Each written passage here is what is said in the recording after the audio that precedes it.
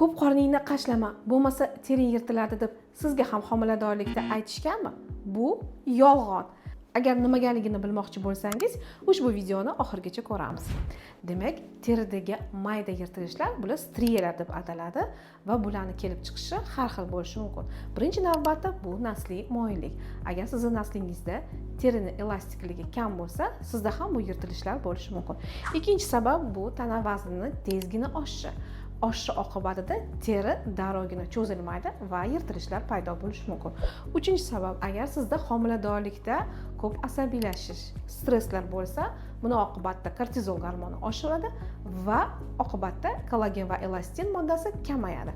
Buni oqibatida esa striyalar chiqishi mumkin. Va to'rtinchisi, agar sizning organizmingizga suv miqdori yetishmasa ham, terining elastikligi buzilishi oqibatida striyalar tushishi mumkin. Striyalar rangi har xil bo'lishi mumkin. To'q qizil rangdan oq ranggacha. Ko'pincha homiladorlikda to'q qizil bo'ladi yoki-da qo'ng'ir rangda bo'lishi mumkin. Melatonin gormonining oshishi oqibatida to'q rangda bo'lishi mumkin va tug'ruqdan keyin ko'pincha rangi oqaradi. Agar sizda ham teri yirtilish muammosi bo'lsa, shu videoni opisaniyasida ushbu muammoning yechimini va retseptini yozib qoldirdim. Bu videoni homiladorlarga yuborib qo'yamiz.